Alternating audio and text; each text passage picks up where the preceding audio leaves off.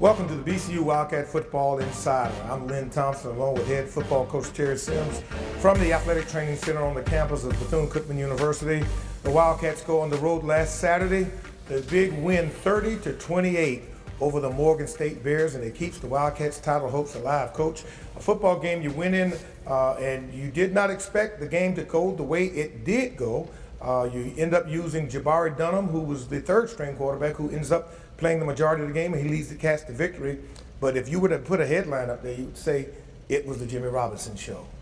It was, and you know, Jimmy is Jimmy. Jimmy does a lot of exciting things every football game, and this time, you know, he did a lot of great things from the running back position, and it helped us win the football game. Jimmy Robinson on the night, 11 carries, 208 yards, and 3 lightning strike touchdowns. You'll see those highlights in just a moment. Also defensively, Coach, 6 sacks on the day, including 2 big drive-killing sacks when the Morgan State Bears were threatening to win the football game in the last seconds. They were. Our front 7 guys did a great job putting pressure on him, and we missed some tackles early on in the game, but we did a great job of being sure tacklers at the end of the football game to secure the win. An undermanned front 7, Coach. Uri didn't play at all, and then you find out later on that your secondary comes up big, and a big interception to win the football game to seal the deal. Actually, Trevor Merritt comes up with a huge interception. You know, again, and you know, Trevor being another guy that we depend on a lot. Always in the right place, always lining folks up, doing the little things that help move this program forward. And him being back at free safety, you know, in the end of the game, it did wonders for us. Coach, did you ever think that on this particular Saturday, or any Saturday for that matter, that the Wildcats would be able to win a football game where we threw for less than 30 yards of offense? No, you know, that's been a huge, you know, part of our offense is actually throwing the football, but our running game was great. Our offensive line stepped up. They moved guys out of the way, and all the running backs did a great job running the football, you know, and the quarterbacks, they took care of the football, and they moved offense. They certainly did. Only 26 yards on the day passing, but on the other side of that coin, 341 yards on the ground. Let's take a look now. The highlights, 30-28, the Cats win.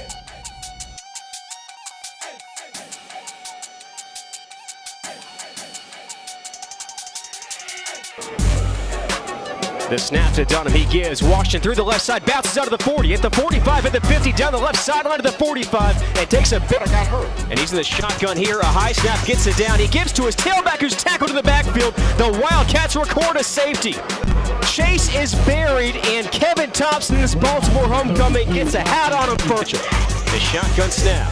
Sweep right side. Robinson breaks tackle. He's at the 40, the 45, at the 50, 45-40, down the near sideline, the 35, breaks tackle, the 30, 25-20, tipped towards the sideline, the 10, the 5, breaks the tackle, touchdown, maroon and gold, Jimmy Robinson scores from 61 yards out. Giancalat Jr., the shotgun snap, here comes a blitz, looks left, gets out of 1 sack, but not the second, as he's taken down by Tony Evans. Yarder, 9-0 BCU, snap, hold, the kick is blocked by the Cats.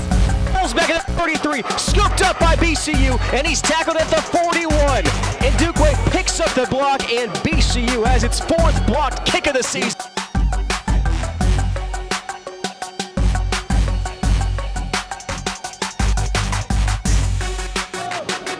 Jimmy Robinson tailback to the right. The shotgun snap to the right hash. Sweep to Robinson, who turns to the middle at the 40. Breaks tackle at the 45. Sheds another midfield. Left hash to the 40. At the 30. Robinson at the 20. A foot race at the 10. And he takes it in. His 2nd rushing score of the day. Touchdown. Bethune-Cookman maroon and gold score.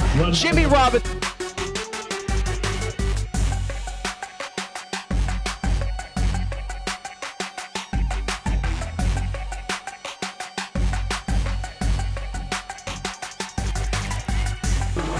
The shotgun snap, hands off, Ismay bounces left side, the 35, at the 40, at the 45, at midfield, and tackle from behind with a first down inside Bear territory.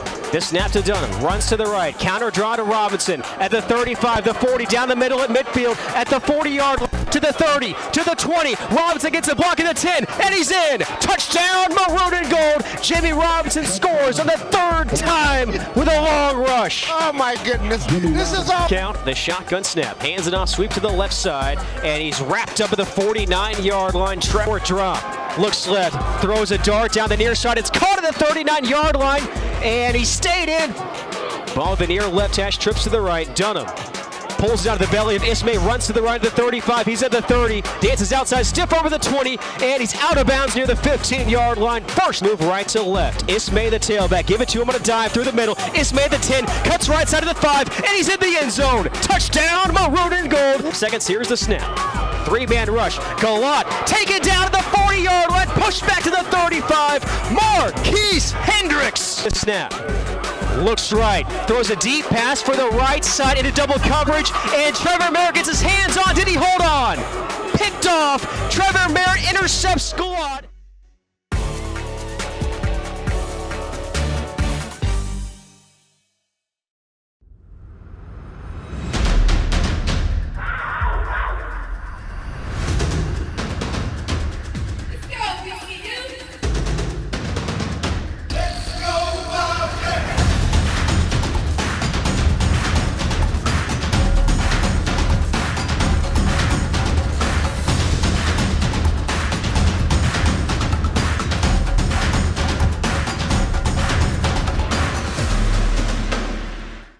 Each team starts their journey on separate roads, but they all converge to one road to the championship.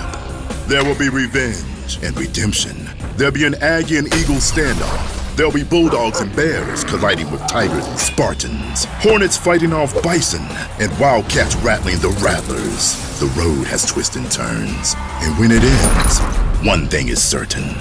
Only one team will claim the title, MEAC champion. This December 15th, the best in HBCU football will meet in Atlanta at the Celebration Bowl. MEAC champion versus SWAC champion.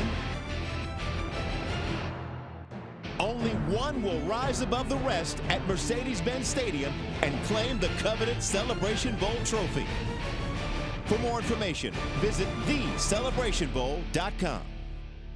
The DNA of Bethune-Cookman comes from the heart of a great woman whose legacy lives on today in each and every Wildcat. I leave you love. I leave you hope. I leave you a thirst for education. I leave you faith.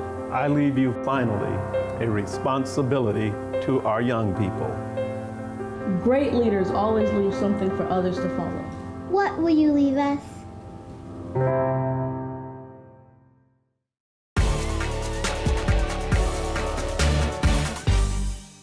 Welcome back to the BCU Wildcat Football Insider. Lynn Thompson along with Terry Sims as we give you the highlights and the action-packed drama from that football game. Coach, it was a cold and blustery day in Baltimore. We get there at 52, 53 degrees, 4 o'clock kickoff. The win, let's talk about the win because we won the coin toss. You elect to defer, you kick with the win, right? Yes, sir. Okay. And that's just something, you know, I sit down and I talk with Coach Larkins, I talk with our kickers because I want to involve them because they're the ones actually on the field kicking. Mm-hmm. And you want to kind of judge the wind and see, you know, if you think it'll settle down. And after checking the forecast, we knew that the wind was going to settle down a little bit. We wanted to make them fight the wind to start off. And, you know, once we got the ball in the second half, we wouldn't have as much wind to fight. Okay, and it worked out in our favor, didn't it? It did. It did. It worked out huge for us because we actually got the wind, you know, at the end of the game, and we got ahead early. Yeah. You know, let me go back to that. With us not having to fight the wind, it took us, you know, a little while to get started, but, you know, we got the 16 points early.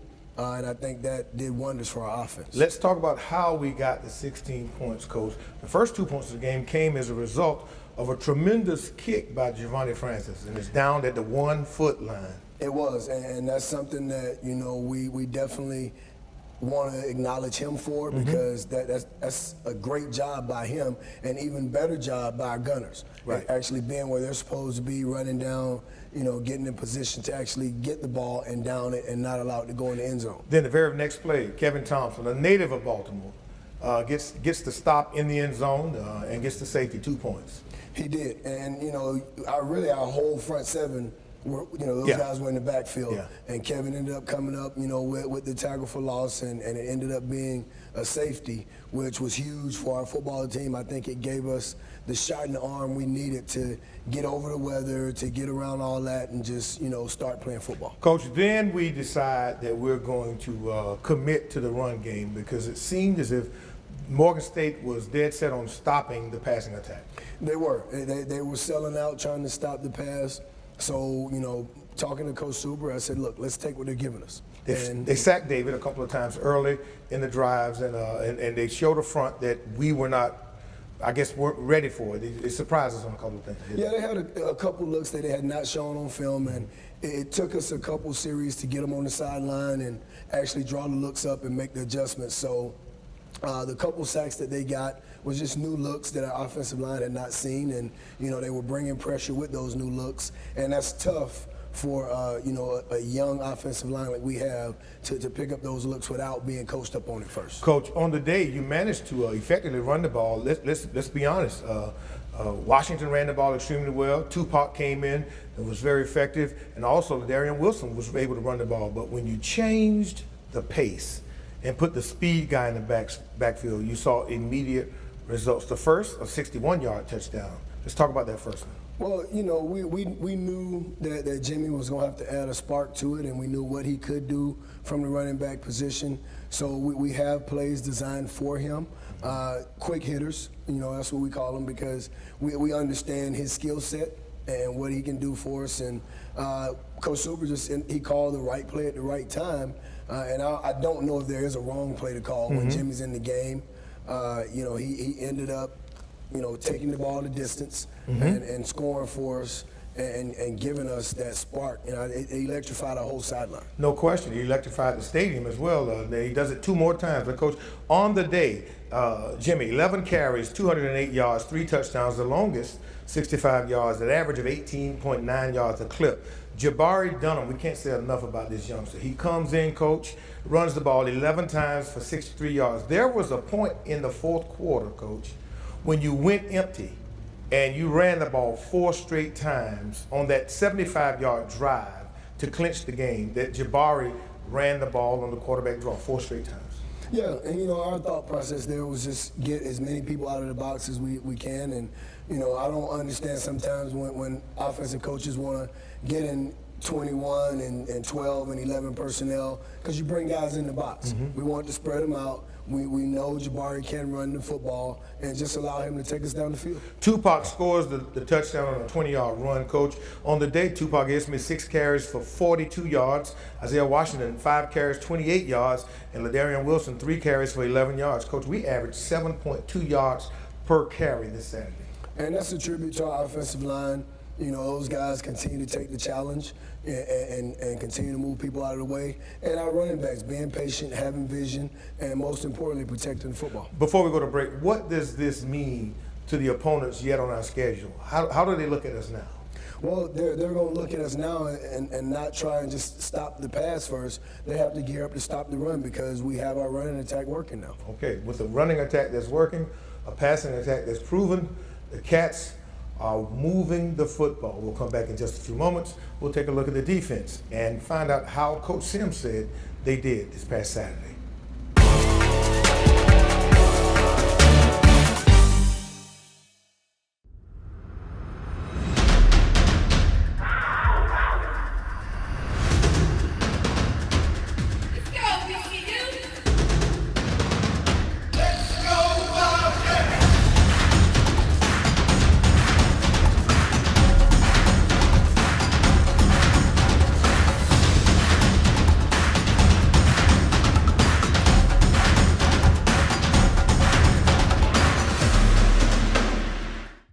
Each team starts their journey on separate roads, but they all converge to one road to the championship.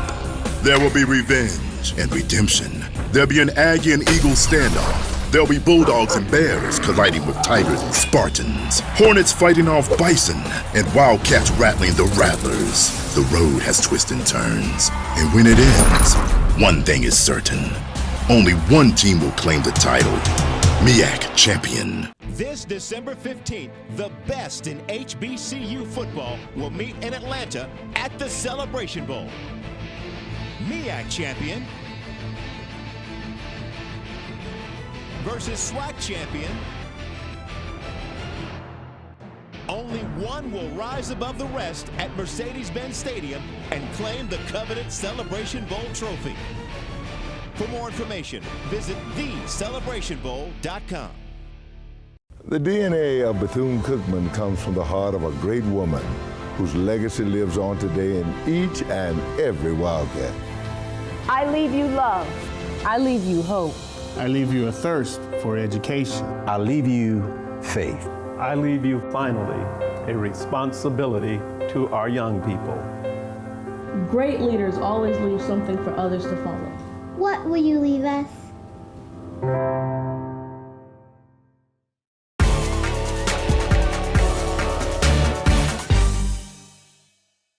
Welcome back to the Wildcat Football Insider. I'm Lynn Thompson along with Terry Sims, the head coach.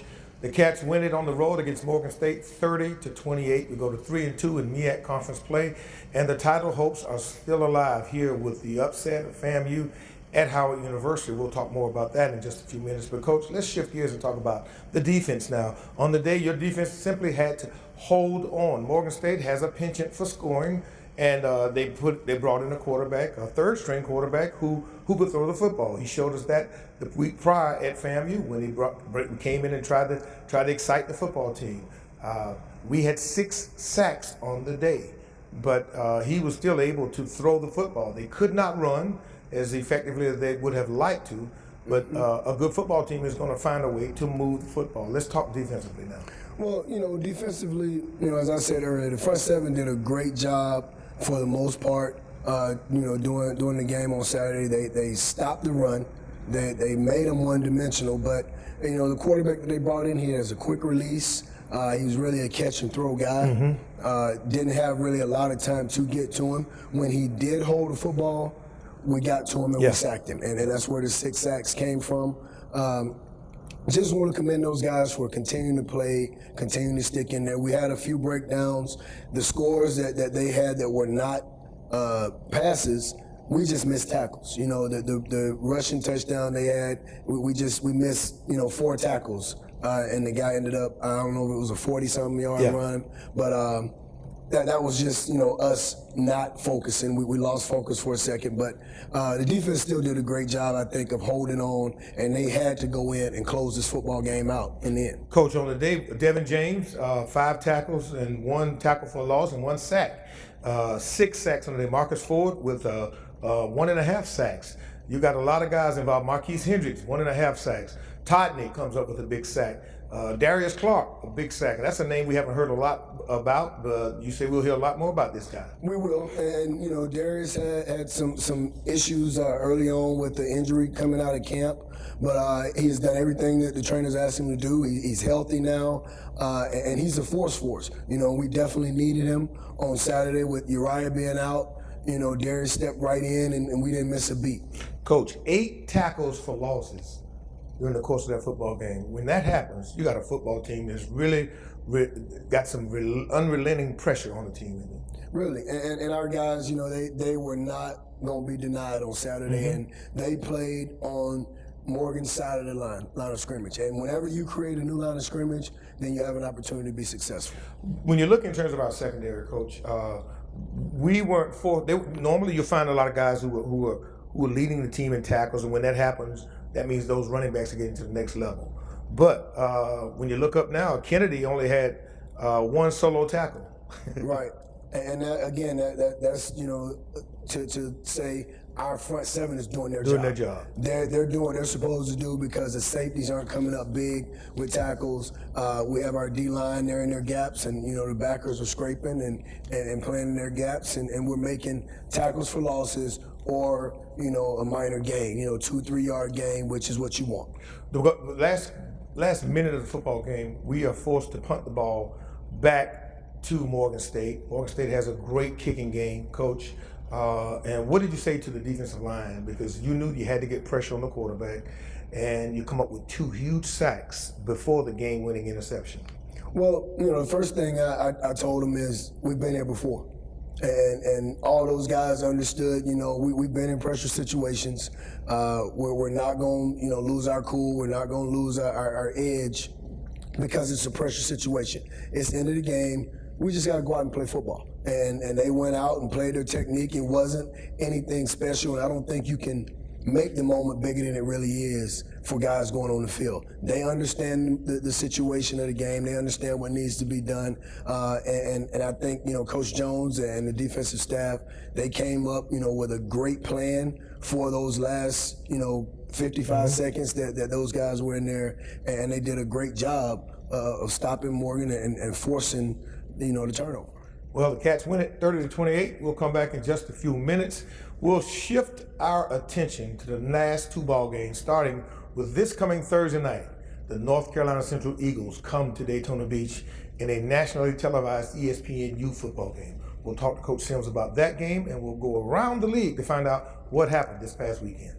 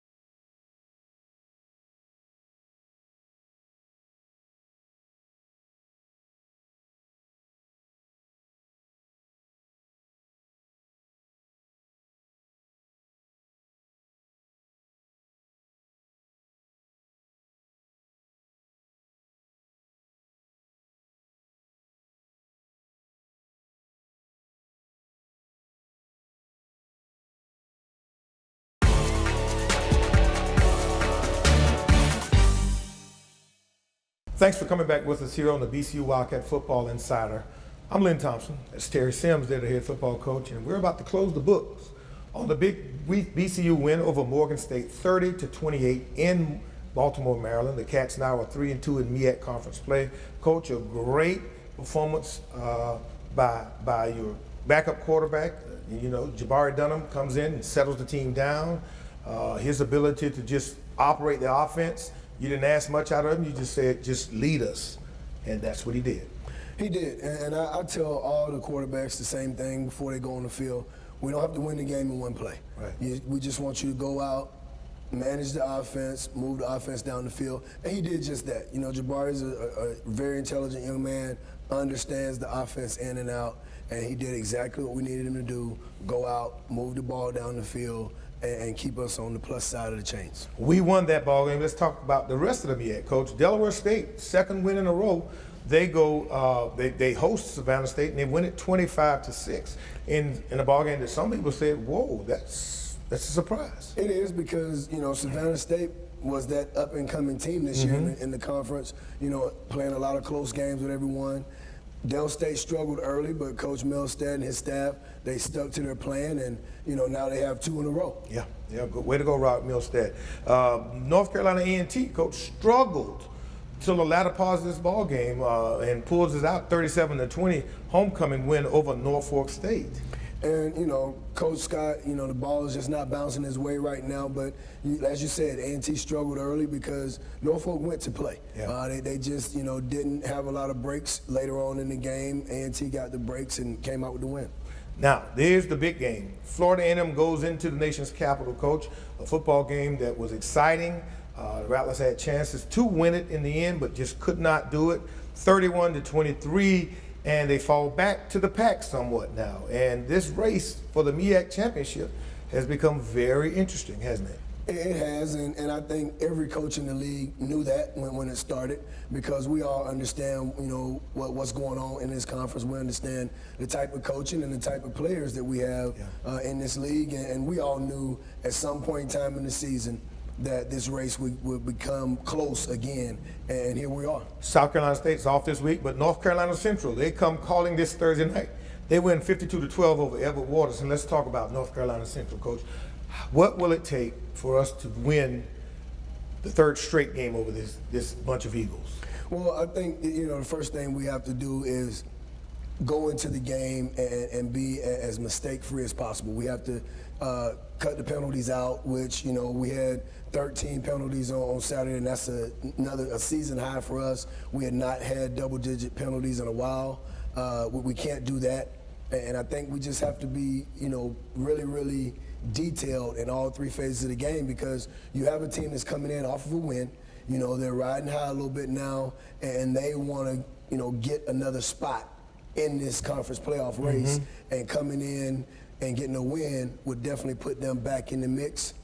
So I just think we got to make sure that we're clicking on all cylinders and that we don't have self-inflicted wounds. Well, that's certainly what we won't do, Coach. We're going to be relatively healthy. Arkevius is still hurt right now. Game time decision or what? Well, no. You know, what we're doing right now, I know everybody's been waiting on the decision. Arkevius, when, you know, he had a doctor's appointment last week, and we made the decision to go ahead and let him have surgery and, you know, get healthy for spring. Okay. And that's what we're going, you know, we did it. He had surgery on Friday, minor procedure. He took care of that. He's on schedule to be ready to start winter workouts when we start them. And, you know, we're going to look to David and Jabari to take us through the rest of the season. Okay, and the rest of the season begins this Thursday night, 7 o'clock, a Gold Rush game. All you Wildcat supporters in the Wildcat Nation, make sure you get your Gold Rush t-shirt. They're available in the BCU ticket office. For Terry Sims, I'm Lynn Thompson. We'll see you. Game times, 7 p.m., ESPNU at Daytona Stadium.